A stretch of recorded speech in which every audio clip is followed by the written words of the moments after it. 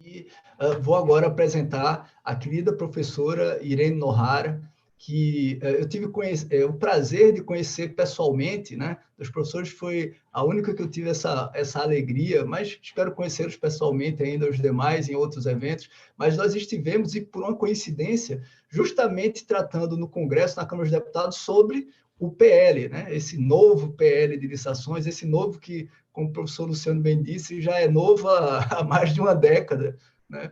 E nós buscamos essa aprovação. A professora Irene Nohara, ela é uma administrativista extremamente conhecida, é uma pesquisadora por essência, né? Por essência, eu tenho acompanhado os seus vídeos na página do YouTube, professora Irene, parabéns pelo excelente debate em relação à questão das estatais, né? Seu livro faz traz um debate muito interessante e luzes sobre o falso discurso contrário às estatais no nosso país, né? O recente debate nos seus vídeos do YouTube sobre a reforma administrativa, meus parabéns também. É sempre bom alguém que reme contra a maré e traga uma leitura sóbria desse tema. Mas, sem mais delongas, quero apresentar o currículo da professora Irene, livre docente em Direito Administrativo da USP, doutora, mestre em Direito do Estado pela Faculdade de Direito da USP, né, onde se graduou, professora e pesquisadora do Programa de Pós-Graduação Stricto Sensu, né, em Direito Político e Econômico da Universidade Mackenzie. As suas pesquisas se concentram no direito público, né? Nova hermenêutica, teoria da argumentação, processualização da atuação administrativa, parcerias e os desafios de governança democrática, né? A professora Irene Nohara é uma pesquisadora por excelência. Lembro de um dos seus vídeos, inclusive, ela, ao argumentar, ao falar sobre reforma administrativa, digo, olha, antes que vocês falem que eu sou servidora pública, eu sou pesquisadora, né? Eu não sou servidora pública propriamente dita, sou professora universitária, mas sou, sobretudo, pesquisadora, e é assim que eu gosto de tratar os temas com sobriedade e uma visão imparcial. Professora Irene, está à sua disposição todo o público, eu tenho certeza que brindará a todos nós também com uma brilhante palestra, que falará, pessoal, sobre o diálogo competitivo, um dos temas mais inovadores e polêmicos do novo PL. Bom dia a todos. Eu quero externar a minha enorme felicidade de estar aqui mais uma vez na Escola da AGU. Tantos quantos forem os convites, eles serão aceitados por mim, porque é uma satisfação imensa estar em meio a juristas de tamanha profundidade, debatendo temas dos mais atuais e relevantes. Então, eu quero parabenizar a Rita Nolasco, ao Marco Aurélio, a toda a equipe, a Cristiane, pela realização desses eventos tão importantes para nós, né, Rony, que atualizamos livros sempre, é um desafio muito grande atualizar livro de administrativo na atualidade. Acho que eles já têm que ser todos online, assim, para a gente ir colocando tudo que acontece todo dia, é uma novidade. É impossível. Eu estou tentando também, mas é impossível correr contra todas essas alterações que estão ocorrendo, algumas boas, outras nem tanto, né? Então, eu quero parabenizá-los. Quero agradecer ao Rafael Oliveira também, que ele teve a gentileza de inverter a ordem comigo. Infelizmente, eu perdi o começo da brilhante apresentação dele, mas tive a oportunidade de pegar aqui que ele já adiantou algumas questões em relação ao diálogo competitivo, um grande pesquisador com obras que são estudadas no Brasil como um todo, então uma satisfação reencontrá-lo aqui, uma satisfação também estar ao lado da Cristiane. A Cristiane é brilhante, é uma grande pesquisadora também, uma mulher de garra. Então, parabéns, Rita, por ter escolhido e convidado a Cristiane aqui, porque ela está à frente, e sempre com uma visão, assim como o Luciano. A Cristiane e o Luciano são realmente as pessoas que estão à frente dos debates, né? A gente já debateu esse projeto há 3 anos atrás, novamente, a gente já debateu a LINDB, então eu sempre aprendo com a Cristiane, e estou muito feliz de ver a força que ela está ganhando aí em relação a todos os temas, e sobretudo depois de finalizar esse brilhante doutorado que a gente está aguardando a publicação ansiosamente, Cris. Luciano, também é difícil falar depois do Luciano, porque ele é genial, né? Brilhante. Ele já falava de acordo de gestão já falava de consensualidade há muito tempo, né? Antes mesmo de a gente pensar nessa visão, ele já colocava o direito administrativo no divã e trazia aquilo que a gente tem hoje em dia, o que a gente está vivenciando na atualidade de temas. O Luciano já defendia isso há 20 anos atrás, né, Luciano? Então, é uma felicidade reencontrar esses grandes pesquisadores. A gente tentou emplacar alguns enunciados que a gente achava e reputava importantes ali na jornada, né? E Luciano foi ávido guerreiro nesse sentido, aprendi muito com ele nessa jornada, mas assim, eu falei que às vezes não regular, às vezes é uma regulação no sentido de algo positivo, né? Porque poderia ter acontecido coisa pior, né, Luciano? Então, assim, a gente está aqui com esse saldo, mas a aprendizagem foi grande nas jornadas. Então, quero agradecer a todos e, sem mais delongas aqui, inserir a minha apresentação sobre diálogo, agradecer a paciência também enfim, por ter modificado a ordem de apresentação para que eu pudesse estar aqui, e é sempre uma alegria estar com vocês.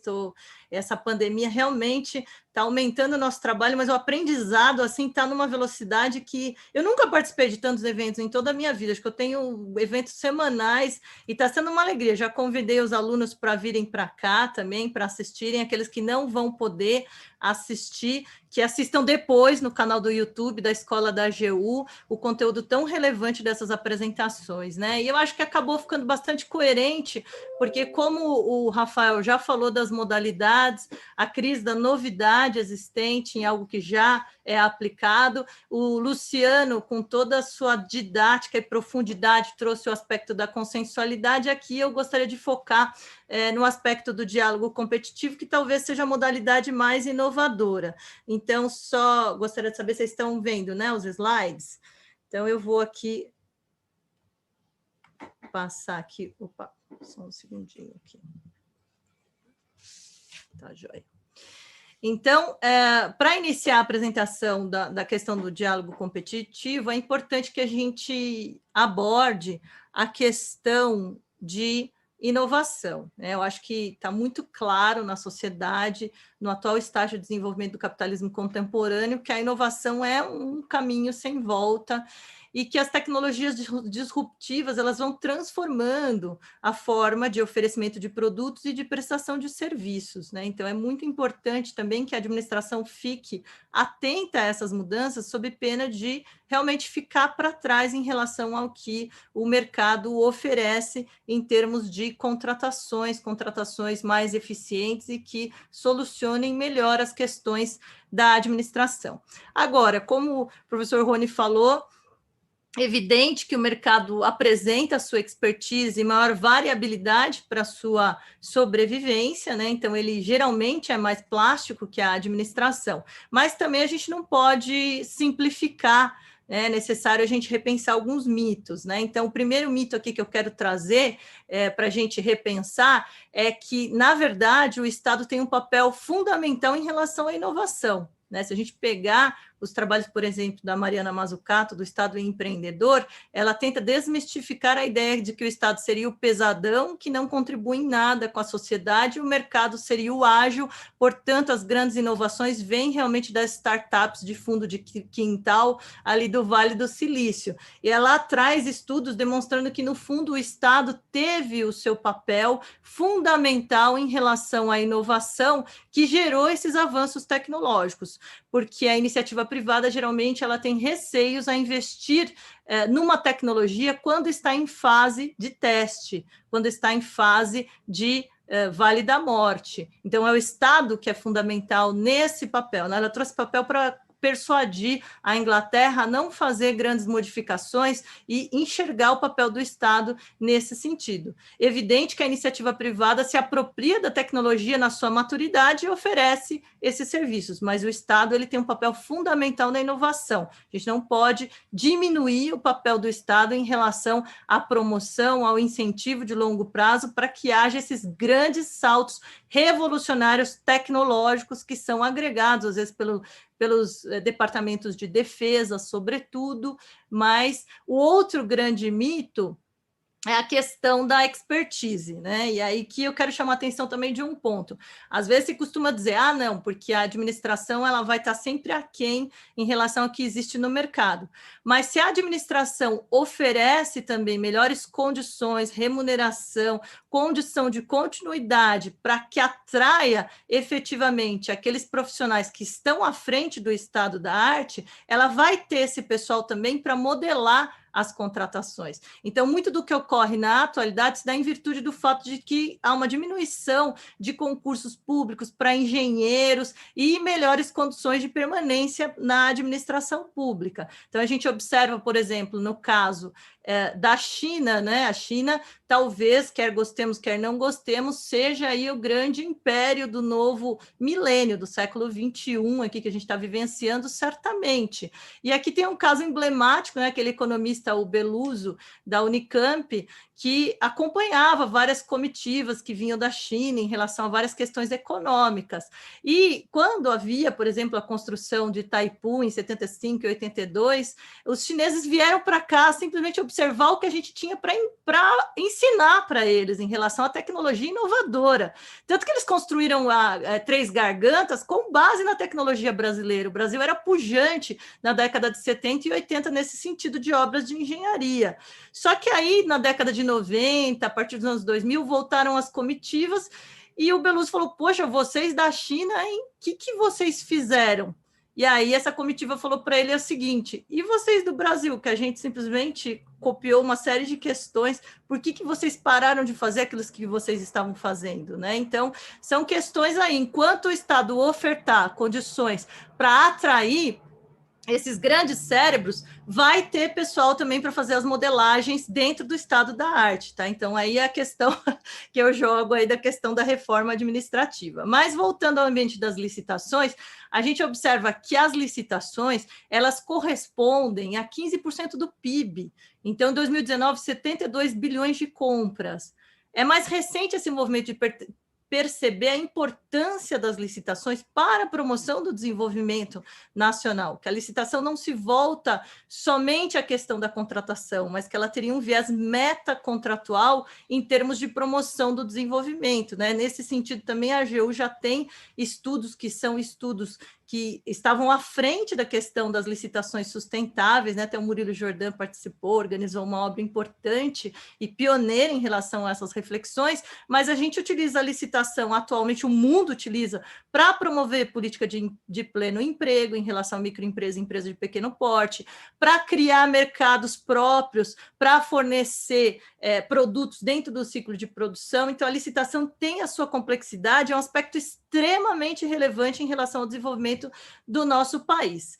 Esse projeto que a gente está analisando, né, que passou aí o tempo de trâmite dele, ele já tem aspectos que merecem acoplar novas transformações, né, como a Cristiane trouxe aí em relação à reflexão, é o projeto que, no fundo, ele foi debatido de forma mais aprofundada em 2017 com o projeto do Senado, mas que acoplou tudo no PL 1292, que era de 95, que era o mais antigo que havia, e que pretende, no fundo, fundir essa moribunda, 8666, moribunda mais complexa, né? A lei do pregão, que aí sim a gente tem uma grande revolução em termos de licitação, o RDC, né, com os seus aspectos principais, e fundir tudo, e aí a gente vai poder dizer que a lei de licitações ela não vai ser tão moribunda se o pregão entrar dentro de um projeto maior, né? Mas vai ter que entrar muito mais coisa, né? Porque a gente vê a dinâmica que é essa questão das contratações, e sempre vão surgindo, às vezes até por medidas provisórias,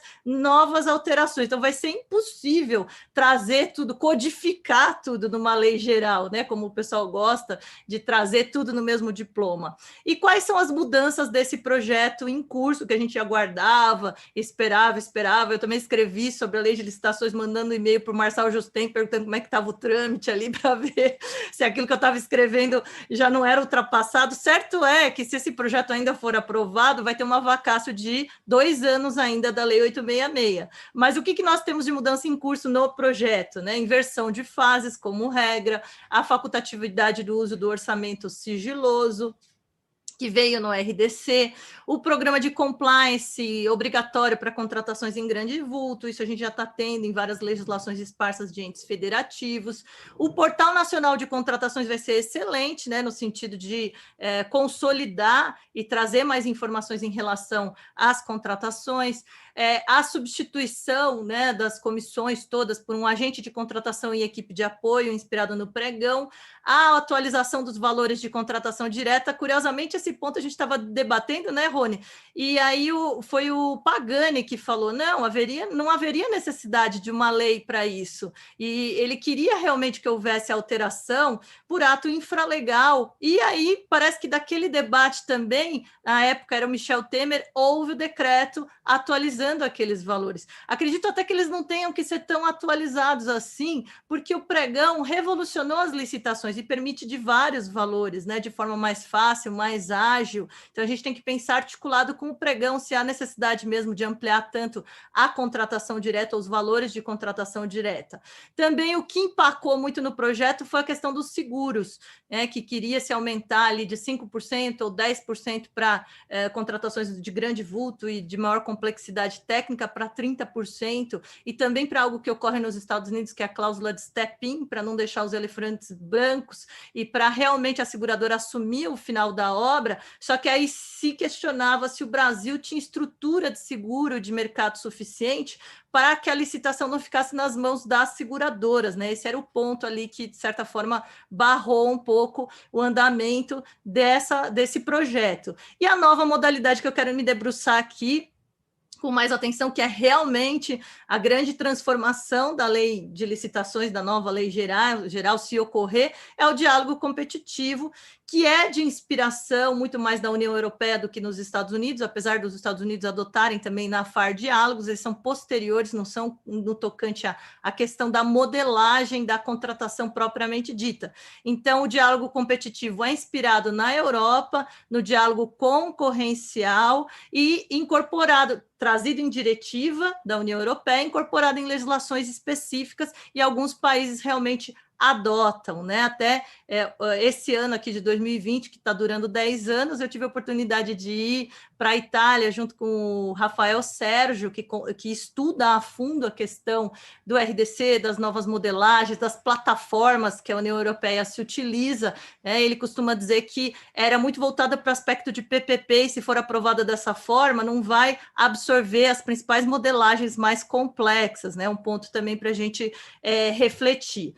O objetivo do diálogo competitivo seria atender melhor as necessidades de obras, compras e serviços da administração, em que a administração sabe quais são suas necessidades, mas não sabe como, qual que é a melhor maneira, diante da expertise do mercado, para suprir essas necessidades. Então, não tem como, ela vai ter que estabelecer diálogo, ela vai ter que conhecer, e nada melhor do que conhecer já numa situação em que a pessoa que está abrindo da sua expertise tenha vantagens para isso, né? Esse é o ponto aí vantajoso, melhor, né, do RDC em relação ao PMI, que o PMI a pessoa pode compartilhar da sua expertise e eventualmente não participar, não ter a licitação, né? Não existe garantia. No RDC, não, você já tem licitantes, players, que têm vantagens nesse compartilhamento.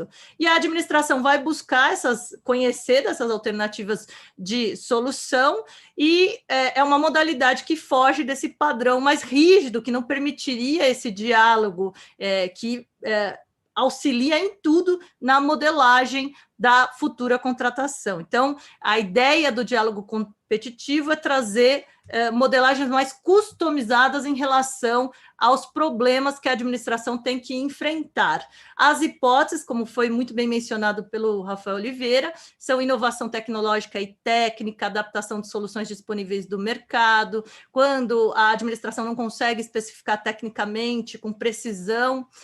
Isso também você já tinha na contratação integrada, um compartilhamento maior, e de certa forma a gente percebe que a administração vai se despindo cada vez mais das suas atribuições, e aí o controle é desafiado também nesses movimentos, né? Necessidade de definir e identificar meios e alternativas para suas demandas, requisitos técnicos e estrutura jurídica e financeira, às vezes a parte financeira também é fundamental em relação à continuidade dos contratos, integra contratos complexos que só a iniciativa privada pode trazer a modelagem aos poucos para que a administração conheça do que existe de mais avançado para suas contratações. Ou seja, no fundo, essa última hipótese é situação em que modos de disputa aberta e fechada não permitem uma apreciação adequada dessa variação de proposta.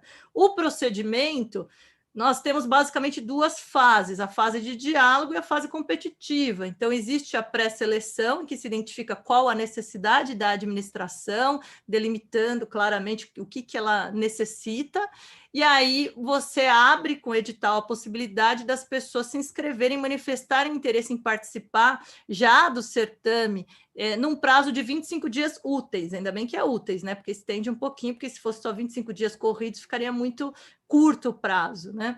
Aí há a fase do diálogo, em que a administração ela faz o diálogo de forma individualizada, né? A gente vai discutir como dilema em relação a essa questão de não expor a empresa que está abrindo a sua expertise, o pulo do gato do seu negócio, né? Então, as empresas vão ser chamadas de forma individualizada para oferecer as suas soluções dentro do problema da administração. E essa fase costuma ser mais demorada, porque ela começa e você não sabe quando vai terminar se não tiver uma metodologia adequada. Esse é o ponto na Europa que as pessoas reclamam muito, que acaba demorando muito a depender de como que a comissão conduz o seu trabalho, porque às vezes vai querer trazer o contrato como um todo da iniciativa privada e não termina nunca a fase do diálogo, porque na nossa legislação também a gente admite prorrogação, até porque você não sabe se a administração vai encontrar essa solução. Então é interessante que se prorrogue, mas que se capacite futuramente aqueles que vão integrar as comissões para que façam de forma objetiva, senão não vai terminar nunca o diálogo competitivo.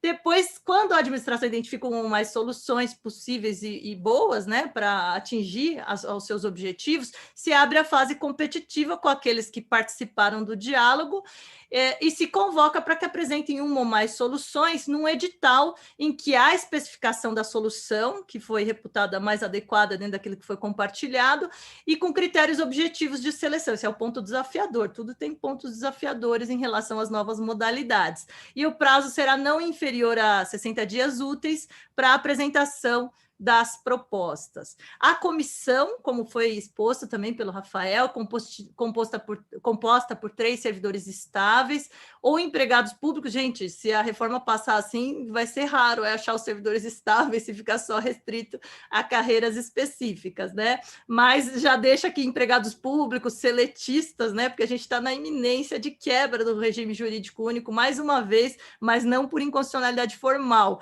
Então, já tem aí adequados empregados públicos, né? Está tendo uma fuga para o direito do trabalho nas administrações, sendo possível também a contratação de profissional que assessore tecnicamente a comissão. O que é interessante? No início, talvez seja necessário a contratação de consultores com expertise, para que depois a comissão vá pegando o esquema, né, no sentido de pegar como que funciona, né, como que você pode fazer melhor o diálogo competitivo para ele ser objetivo, para ele apresentar melhores resultados, para você dar um espaço para ouvir iniciativa privada e, eventualmente, buscar essa solução mais customizada para as necessidades da administração. Acredito que é só fazendo mesmo que haverá um aprimoramento mesmo. Isso aí é call to action, é algo que, conforme a comissão for trabalhando, ela vai desenvolvendo habilidades e técnicas para chegar realmente, para saber abrir a oportunidade, garantir a segurança para a iniciativa privada em relação à confidencialidade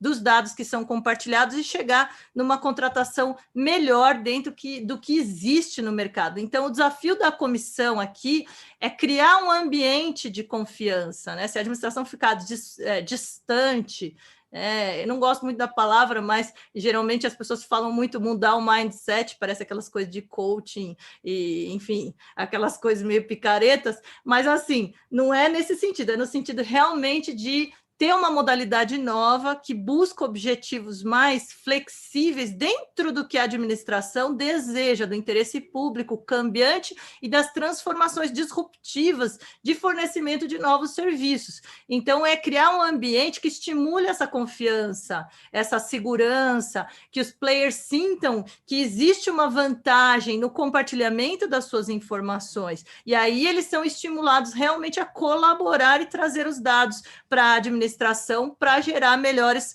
contratações. Então, em relação ao PMI, a gente já enxerga uma vantagem muito intensiva, porque o PMI você compartilha e não sabe se vai ter a licitação, né? A administração não é obrigada a realizar a licitação, e você está compartilhando da sua expertise. Já no diálogo competitivo, os licitantes, participantes são players, então há um universo mais restrito e eles são mais estimulados, pois eles têm interesse na futura contratação, no compartilhamento das suas soluções. Então, o PMI também já apresenta algumas falhas, às vezes. Ele pode dar uma licitação deserta, porque houve de forma uma licitação incompleta. Já o diálogo competitivo, não, porque você está com os players que vão oferecer essas soluções e eles estão em situação mais competitiva, né? Então, no diálogo, os players já estão compartilhando aquilo que possivelmente podem oferecer de fato. Não tem que abrir uma nova licitação para isso, né? Vai ter uma outra fase mais para frente. Então, isso é uma grande vantagem, né? Em termos de comportamento e compartilhamento de informação. Então, a ideia da dialogicidade seria de você alinhar esses interesses e expectativas também, porque às vezes a administração não entende como que funciona o mercado, né? Então, é importante também que o mercado entenda as necessidades da administração e a administração entenda como funciona o mercado para oferecer contratações também vantajosas para garantir a segurança e a estabilidade dessas contratações. Então, hoje em dia, muitos negócios eles são complexos. As empresas, evidentemente, que não abrem isso. Onde que elas estão levando mais lucro? Qual que é o pulo do gato em relação àquilo que é oferecido? Qual que é o interesse maior que é subjacente em relação a determinada contratação em função dos critérios que são utilizados para o financiamento? Então, são questões aí que podem auxiliar em tudo a administração a achar licitações, modelagens que depois não se transformam em desertas, porque já está sendo compartilhado. Agora, existem desafios evidentes, não só no Brasil, mas também internacionalmente, que é a garantia da confidencialidade, né? Então, é o respeito ao sigilo, que a comissão já assina essa cláusula de confidencialidade, já verifica se os seus integrantes não têm conflitos de interesse, e apesar de ter gravação e ata, a administração deve garantir o sigilo, porque a empresa está abrindo realmente a fórmula da Coca-Cola ali, né, no sentido do seu produto, do seu serviço, e é algo que é arriscado para ela. Então, é interessante observar o que ocorre na experiência internacional, né? Tenho até uma orientanda de TCC que está fazendo e está levantando aqui, que é a Lia Most, a gente vai ter orientação hoje à tarde, e ela trouxe esse ponto aqui do Reino Unido, que mesmo no Reino Unido ali, que tem toda essa expertise maior, os participantes nas pesquisas dizem que seguram suas ideias inovadoras para a fase final do diálogo, porque não tem total confiança, só que isso é muito ruim, porque se o ambiente não é seguro e ficar segurando, vai demorar mais tempo, porque uma resposta inovadora muda toda a modelagem, todo o resultado de um diálogo competitivo para passar para a segunda fase. Então, a ideia é que se estimule efetivamente um ambiente de confiança e segurança. E isso só ocorre aos poucos, não adianta dizer que vai ser, porque a iniciativa privada também vai pisar observando e o poder público também, então vai ser uma experiência que vai representar uma conquista de posturas de ambos os lados. Então, o desafio do controle aqui, como foi dito aqui, o controle externo vai poder realizar um controle concomitante de legalidade, legitimidade e economicidade da licitação e vai se manifestar anteriormente à celebração do contrato, e é importante que seja concomitante e preventivo para não ser um engenheiro de obra pronta, como se costuma dizer, né, no vocabulário da LINDB, mas há necessidade de observância basicamente da objetividade, da imparcialidade, e principalmente o desafio é que as soluções elas são de difícil comparação, então isso vai ser um um grande desafio para a comissão, para o controle, extrair a objetividade na customização de cada circunstância concreta, para que não recaia em subjetivismos. E isso é um problema que não é só do Brasil, não vai ser só do Brasil. No Reino Unido mesmo, nessa pesquisa, se diz que mais da metade, 55% do setor público que utiliza a modalidade afirma haver um risco no direcionamento do uso da modalidade, tá? Então, é um ponto que tem que ser observado. O risco não significa que não pode ser corrigido, né? Quando há consciência do risco, então a gente tem uma observância própria, né, em relação a essa questão de não recair em direcionamentos, de objetivamente manter a objetividade em relação à solução do problema, ainda que customizado. Então é importante, eles recomendam na Europa que haja regras claras, garantia de condições de igualdade na negociação, transparência, evidentemente que preservando a confidencialidade, segurança jurídica, e se houver efetivamente uma justificativa válida, plausível e razoável, daí o controle também respeitar a discricionariedade aberta, a flexibilização aberta pela modalidade, né? E aqui eu coloquei até um meme aqui. A objetividade da comissão é o quê? Ela não ficar encantada sem fundamento, né? Olha só que vem do leão, às vezes late, mas porque ele sabe falar outros idiomas, né? Então, vocês veem que a gente não pode também recair naquela coisa daquele encantador da iniciativa privada que tem um papo bom, uma boa retórica, mas que efetivamente não oferece a melhor solução. Então, a administração ela tem que ser objetiva no sentido de resguardar também a igualdade, que seria a oportunidade de considerar igualmente quais são as possibilidades dentro do estado da arte da iniciativa privada para resolver os seus problemas e, assim, não direcionar porque se encantou com algo que objetivamente não tem a razão de ser, né? Esse é o desafio da compra mesmo, né? Sempre vai ter um vendedor ali querendo mostrar que oferece algo mais inovador e, às vezes, ter o filtro realmente, não no sentido de ter uma desconfiança em relação à iniciativa privada, mas ser objetivo em relação à proposta que vai melhor atender a administração pública. Então, o diálogo competitivo, se aplicado erroneamente, né, o que acontece da experiência da Europa, dos poucos países que já adotam e que já têm pesquisas em relação aos seus impactos? Se aplicado a objeto errôneo, porque tem que ser um objeto complexo, para ver quais são os benefícios que a administração eventualmente não conheça, ou às vezes na Europa eles têm até um diálogo de maneira mais consultiva para ter certeza de que realmente aquelas são. Às vezes tem diálogos que são investigativos, em que a administração realmente não sabe na Europa, e alguns mais consultivos, ela sabe, mas vai que apresenta algo, ela tem essa intuição, então ela faz o diálogo, mas o objeto é extremamente importante que ele seja complexo, porque se aplicado num objeto simples, ele pode ser caro, ele pode ser muito demorado e não alcançar os objetivos almejados. É sempre um risco, né? Porque você vai abrir o diálogo, às vezes você acha que tem, mas não tem, né? Então, na Europa, eles sugerem o quê? Evitar discutir todos os aspectos do contrato ali, porque às vezes também a administração fica querendo, alguém da comissão lá mais enrolado, querendo que a iniciativa privada apresente tudo e abrindo o seu objeto, aí não termina nunca, né? E aí é custoso, é moroso, é caro, né? Então, até o número de participantes também influi em relação ao tempo, porque você tem que dar uma igualdade de oportunidade na participação, ainda que um não veja o que o outro está oferecendo. E bem aplicado, por sua vez, gente, ele pode estimular a concorrência, ele pode melhorar as relações entre público e privado, o privado entendendo melhor o que a administração pública precisa, e o público entendendo melhor como que se estruturam os negócios na iniciativa privada para ofertar também negócios que sejam vantajosos, às vezes até são mais baratos por ter essa percepção. Então, na Europa também é adequado à questão da PPP, e as atitudes importantes que devem ter para o diálogo competitivo seria, se ele for investigativo, que é o nosso caso, né, que você vai ter a modelagem a partir do que é apresentado, a organização e o planejamento na sua realização, o foco e a clareza dos objetivos e a viabilidade das soluções. Também a administração não pode colocar algo assim que seja impossível de ser alcançado ou que ela não objetive para ver quais são os meios adequados para atingir aquela finalidade contratual.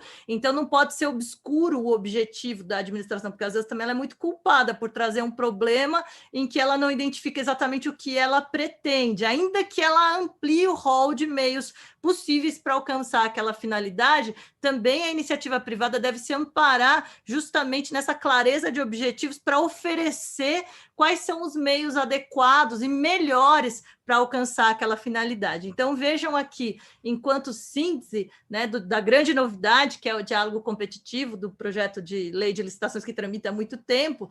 Então, essa é uma modalidade que tem potencial fomentadora de soluções técnicas inovadoras e novas soluções para a administração, mas que apresenta, como eu coloquei no título, os desafios. Esses desafios, eles não significam óbices. Na verdade, é ter a consciência desses desafios para capacitar bem os agentes, né, os membros da comissão, aí no caso, para realizar o certame de forma mais adequada. Então, aprender com os erros e acertos da experiência europeia, né, já que a gente está se inspirando no diálogo concorrencial da Europa, nada melhor do que ver como estão as pesquisas da aplicação para a gente já se munir de atitudes que evitem os erros que estão ocorrendo ali. Mas, claro que, gente, eu coloquei aqui como... A gente tem o centenário 2020 do Celso Furtado, né? 2 dos grandes autores brasileiros que eu amo, o Vitor Nunes Leal, né? Que é o nome da escola da AGU, e o Celso Furtado, que fez... A gente comemora o centenário, e o Celso Furtado trouxe esse aspecto de a gente evitar também muito mimetismo sem considerar a nossa realidade cultural, né? Então, não achar ótimo o último grito que ocorre na Europa como a solução da lavoura para o Brasil. Por quê? Porque a gente pode trazer essas novidades, a gente deve trazer essas novidades, mas, ao mesmo tempo, a gente vai apresentar desafios que devem ser ajustados à nossa realidade cultural, a realidade cultural do Brasil. Então, não adianta... É a mesma coisa, para microempresa, empresa de pequeno porte, a gente copiou dos Estados Unidos. Ótimo. Só que nos Estados Unidos, abrir uma empresa é visto como uma opção de liberdade deles. Eles têm um viés mais empreendedor e eles têm, pelo protestantismo também, o aspecto da poupança fixa, da questão da economia, do trabalho constante. E no Brasil, às vezes, a gente tem problemas culturais com isso. A pessoa recebe o FGTS, é demitida, abre uma empresa, não faz o cálculo, mete a mão no caixa. Então, o Sebrae sempre tentando trazer desafios em relação a como conduzir o seu empreendimento, né? Então, a gente tem que ver quais são os nossos problemas, quais são os aspectos culturais em relação ao nosso controle, que às vezes não ocorre, às vezes, em alguns países que têm menos percepção de corrupção, você tem mais estímulo a denúncias, e as pessoas, quando começam a fazer coisas direcionadas, o outro já do lado já fala, o que você está fazendo? Já tem o controle ali. Então, assim, a gente tem que ter o controle adequado com a nossa realidade. Claro que o controle não pode ser exagerado, excessivo, que afaste o bom gestor. Então, o controle vai ser fundamental também em relação ao desafio que esse diálogo competitivo tem pela frente, mas eu sou completamente favorável a esse avanço em relação às modalidades, a trazer essa flexibilidade, porque a administração consiga realmente buscar soluções técnicas inovadoras dentro do que o mercado possa oferecer, dentro da perspectiva dialógica. Então, seria isso aqui minha apresentação. Estou muito contente de estar com vocês aqui e fico à disposição também para a gente debater essa temática. Deixa eu aqui só retirar a apresentação para ouvir a simpatia do Rony Charles, que ele tem uma habilidade entusiástica, né, de trazer aqui as considerações, então eu estou aguardando esse momento também, Rony, apesar de a gente já estar meio-dia e 20 aqui. Professora Irene, eu tenho que estar entusiasmado, né, recebendo um presente desse dos colegas da escola da AGU, está mediando. Eu estou me sentindo o Jorge Jesus, assim, com vários craques, mediando a atuação de vários craques. Eu só tenho a agradecer. Muito obrigado aos colegas por terem me brindado com esse presente, né? Parabenizar a brilhante palestra da professora Irene, excelente. Ao final, eu vou aplaudir de pé todos vocês. Muito obrigado, maravilhosas todas as explanações, né? O diálogo competitivo é um instrumento muito interessante, está chamando muito a atenção pela novidade, mas como a professora Irene bem destacou, ele, assim como o PMI, eles são instrumentos dialógicos de aperfeiçoamento, eu costumo chamar de pretensão contratual, né? A administração pública tem necessidade e, normalmente, ela firma sua pretensão contratual através de um documento de planejamento. Mas, às vezes, ela tem dificuldade para definir qual é a solução para atender essa necessidade. E o diálogo competitivo, o PMI, são ferramentas bem interessantes. Eu concordo com a professora Irene, o diálogo competitivo traz várias vantagens em comparação com o modelo da PMI. Né? Achei que o texto, e eu concordo, o professor Luciano até já tinha apontado sobre isso, o texto da lei trouxe algumas restrições que talvez gerem alguns problemas com a dinamicidade do mercado e dessa atuação, né? Mas como a professora Irene bem levantou agora, né? Talvez nada disso vá ser solucionado, ou o diálogo competitivo sequer consiga ser bem executado, se nós não superarmos essa lógica de desconfiança que, infelizmente, tem afetado o mundo das contratações públicas. O pêndulo, graças a Deus, tem voltado, a aprovação da LIMB foi uma boa referência disso, mas é muito importante que haja maior aderência às decisões técnicas, né? Talvez a opção do legislador de criar esse, digamos, compartilhamento de responsabilidade, que o professor Luciano até suscitou também, de abrir prazo para que o Tribunal de Contas, o órgão de controle, analise, né, e se manifeste, dê sua opinião. Caso não o faça no prazo, não poderia mais criticar. Acho que isso gera um grande ônus para o Tribunal de Contas e deve ser avaliado também, né? Até onde a Corte de Contas tem pernas para isso, diante da grande expansão de sua atuação. Mas talvez isso pelo menos gere a reflexão sobre a necessidade de maior aderência às decisões técnicas. Então, meus queridos, até pelo adiantado da hora, eu propus à organização, alguns professores até já viram lá no nosso grupo de WhatsApp, eu propus passar já aos professores, seguindo a mesma linha, para as considerações finais, e aí cada professor que recebeu já as perguntas pelo grupo de WhatsApp, está lá o grupo de WhatsApp, as perguntas enviadas sobre as palestras, nas considerações finais pode abordar já o tema, tá? E agradeço muito, já que depois dos professores nós passaremos diretamente para os representantes da AGU, né? A Rita, a Cris e o meu querido amigo Marco Aurélio, né? Eu quero novamente agradecer à Escola da AGU e agradecer a oportunidade de estar aqui mediando um debate com juristas que tanto admiro, né? E pode ter certeza, aprendi muito nessa manhã e tenho certeza que todos os nossos espectadores certamente aprenderam muito e guardarão essas lições para as suas atuações profissionais. Muito obrigado. E assim eu passo, seguindo a sequência, né, para o professor Rafael. Bom, aqui na despedida, só reiterar que foi uma honra enorme estar ao lado de pessoas tão brilhantes e queridas. Foi uma manhã enriquecedora e prazerosa para mim. Não só porque as palestras foram brilhantes, eu já esperava isso, porque sei da competência de todos vocês, mas, mais do que isso, todos tiveram aqui uma fala, digamos assim, leve em relação a um tema que é tão árduo, um tema que é tão complexo. Então, eu quero agradecer, né, o convite da AGU, agradecer o Rony pela mediação, Marco Aurélio, Rita Nolasco e a Cris e o Acura pelo convite também, pelo belo trabalho na Escola da AGU, e dizer que eu estarei sempre à disposição de vocês, e mais uma vez também meu agradecimento a Cristiane Stropa, que foi brilhante, ao professor Luciano Ferraz, também a Irene Nohara, que dizer que eu aprendi muito com vocês hoje, aliás, eu sempre aprendo com vocês, pelo trabalho belíssimo que vocês realizam. Muito obrigado a todos, um grande abraço. Bom, eu reitero os agradecimentos que tinha feito inicialmente, e realmente estou muito honrada e grata por estar podendo debater esse tema com pessoas que eu também admiro muito. Queria agradecer o convite que a Escola da AGU fez, através da Cristiane, parabenizar realmente pela iniciativa, né? Vocês têm feito muitos eventos de extrema qualidade. Vou falar rapidamente, eu vi que tinha algumas questões para mim, a professora Carolina, a Carmen, lá do nosso grupo do curso. Eu acho, Carolina, que dá para fazer, sim, essa contratação se utilizando o contrato de eficiência do RDC, só que tem que tomar algum cuidado, porque o pagamento no contrato de eficiência é pela economia, né? Aqui, a ideia não é pagar pela economia, muito embora tenha a lógica da remuneração variável.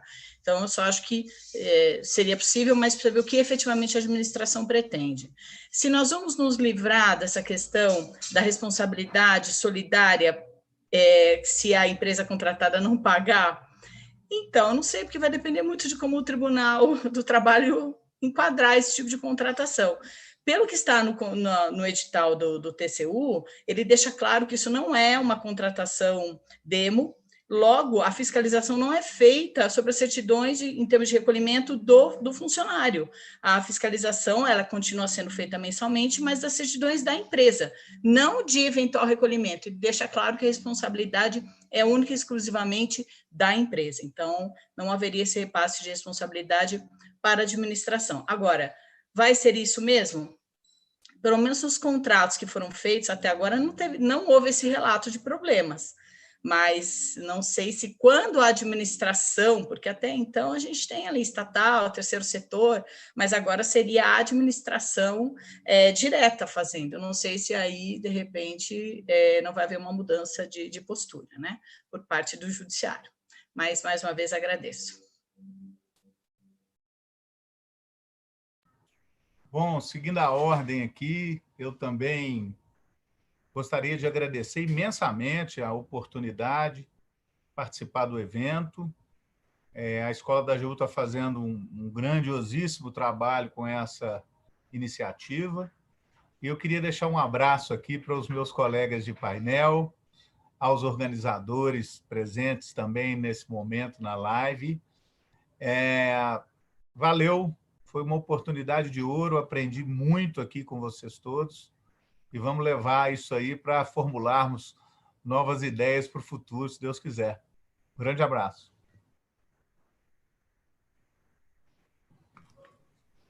Então, seguindo a ordem, também quero reiterar a grande alegria. Não tive oportunidade de ver no chat as questões, mas fico à disposição para responder por e-mail também essas questões que foram formuladas nas apresentações. Quero agradecer à Escola da AGU a grande oportunidade de debater esse e outros temas, parabenizá-los. Os eventos realmente estão de excelente qualidade, né? Inclusive, observar aqui que eu falei que eu não sou servidora. Por quê? Porque eu fiz meu vídeo criticando alguns pontos da reforma administrativa. E aí alguém compartilhou e falou: só pode ser servidora pública, desqualificando. E eu falei, não, fake news, não sou servidora, sou uma pesquisadora do Estado, né? Eu acho até linda a carreira, né, do funcionalismo e defendo efetivamente a estabilidade das carreiras públicas, nesse sentido, né, que eu falei que eu não sou servidora de forma alguma, estudei com a Maria Silvia de Pietro, que tem uma carreira belíssima, e participei também de bancas em que se fala da questão das carreiras públicas, da valorização que deve ter as carreiras públicas para o bem da sociedade. As pessoas não percebem que a estabilidade, no fundo, ela blinda quem? Ela blinda o poder público das influências políticas, né, que são alternadas. Então, eu acho que a estabilidade é extremamente relevante e a gente tem que analisar com calma, seria nesse sentido. Mas eu sou entusiasta também das inovações, apesar de eu não ser favorável à positivação de um princípio com carga normativa de inovação, porque vocês imaginam os órgãos de controle diante do princípio da inovação, além daqueles 400 ali que a gente vai ficar o semestre inteiro lecionando princípios da administração e que muitos deles não têm fundamento enquanto princípios, né? Mas, assim, quero agradecer imensamente, dizer que eu aprendi muito e que, assim, essa quarentena, esse ponto está sendo maravilhoso. Eu acho que todo mundo está, assim, como, por exemplo, na psicanálise, né? Eles falam que os psicanalistas eles têm que se submeter a terapia para avaliar os outros. Eu acho que os administrativistas eles têm que ter horas de palestra com esses brilhantes doutrinadores e compartilhar as informações para perceber as nossas insuficiências, para compreender, para dialogar. A gente só ganha com esses grandes eventos que eu sempre convido também meus alunos a assistirem. Então, uma alegria ter estado aqui com vocês essa manhã. Agradeço também a compreensão que eu tive aula, mas eu não quis deixar de participar. Então, obrigada.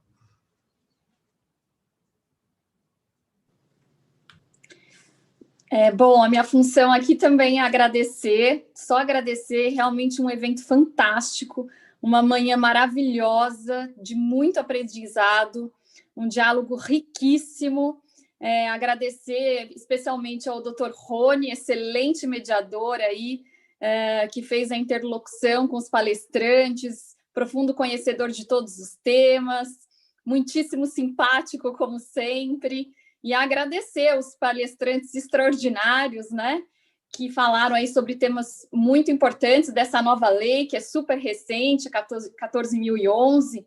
Então, agradecer ao doutor Rafael, a doutora Cristiane Stroppa, a doutora Luciano Ferraz e a doutora Irene Nohara, que é uma queridíssima amiga, todos extremamente admiráveis. É uma honra para a Escola da AGU recebê-los e realizar um evento como este, de altíssima qualificação, altíssimo nível. Então, assim, a gratidão é toda nossa, a honra é toda nossa, realmente. Aprendemos muito aqui com todos os senhores e acreditamos, viu, doutora Irene, que realmente a função da escola é promover esse diálogo. Esses eventos abertos ao público têm esse objetivo, né, de fazer o diálogo dos membros da AGU com os demais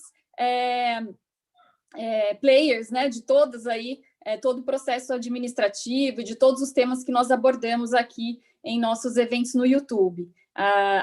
Fazemos eventos internos, né, que são realizados com palestrantes da carreira, para membros da carreira, mas acreditamos na importância vital de ter esses diálogos interinstitucionais, onde tem a participação de tantos professores, de tantos especialistas fantásticos, para ampliar nossos horizontes, aprofundar nossos conhecimentos, arejar, né? Tanta coisa que nós temos aprendido aqui com todos os palestrantes que têm passado pela Escola da AGU. E aproveitando o gancho aí da reforma administrativa, tenho acompanhado os seus diálogos, tem sido muito esclarecedora, a sua contribuição é extremamente qualificada, extremamente relevante. Nós precisamos evoluir em muitos aspectos, mas sempre mantendo a independência funcional, né, e a importância aí de termos alguma segurança, né, para que os servidores públicos continuem fazendo aí um bom trabalho. Então, agradecendo e já passando a palavra aí para o doutor Marco Aurélio Peixoto. Muito obrigado, Rita. Só posso dizer que tivemos aqui todos uma manhã absolutamente maravilhosa, absolutamente sensacional, com as exposições das professoras Irene e Cristiane, dos professores Rafael e Luciano Ferraz. Foi efetivamente de muito aprendizado. Acho que posso traduzir aqui os comentários daqueles mais de 250 espectadores simultâneos que tivemos, né, como média aí no YouTube, que certamente serão multiplicados por muitos, já que o evento fica gravado, fica disponível aqui no nosso canal do YouTube. Fica aqui nossa gratidão aos 4, vocês foram realmente sensacionais. Meu amigo Rony, também minha gratidão. Você sabe que eu sou suspeito para falar, porque conheço você eu já perdi as contas de quantos anos, eu acho que perto aí de 15 anos, né, de amizade já, dividimos tantas lutas, tantas angústias e tantas vitórias. Então foi um prazer imenso tê-lo aqui como moderador, né? Você que está dentro de casa, a AGU é sua casa, portanto é sempre bom tê-lo contribuindo com a escola, quer na função de palestrante, instrutor, quer na função aqui, né, de moderador de um evento tão importante como esse. Fica aqui o convite a todos e a todas que estão nos assistindo no YouTube para o terceiro painel desse webinário sobre a nova lei de licitações, que ocorrerá na próxima terça-feira, dia 27 de outubro, a partir das 9h30 da manhã, e aqui eu já passo o nome dos palestrantes que teremos na próxima terça-feira. Os professores Cristiana Fortini, Joel de Menezes Niebu, Marcos Nóbrega, né, nosso conterrâneo aqui de Pernambuco, e Yuri Restano Machado. Teremos a apresentação do colega Eugênio Batesini, da Escola da AGU da 4ª Região, e também da professora Raquel Carvalho, que tão brilhantemente ajudou aí na confecção, né, no planejamento e na execução deste evento. E a moderação ficará a cargo do doutor Rafael Sérgio de Oliveira. Então, fica o convite, próxima terça-feira, o terceiro painel, a partir das 9h30 da manhã, aqui no canal do YouTube da Escola da AGU. Lembrando, evidentemente, que os eventos, tanto o da semana passada, no primeiro painel, como esse, estão disponíveis para aqueles que chegaram aí no meio do caminho, para quem desejar assistir aqui no nosso canal da Escola da AGU. É isso, amigos. Desejamos uma boa tarde a todos, um bom resto de semana, bom trabalho, saúde a todos. Até mais. Tchau, tchau.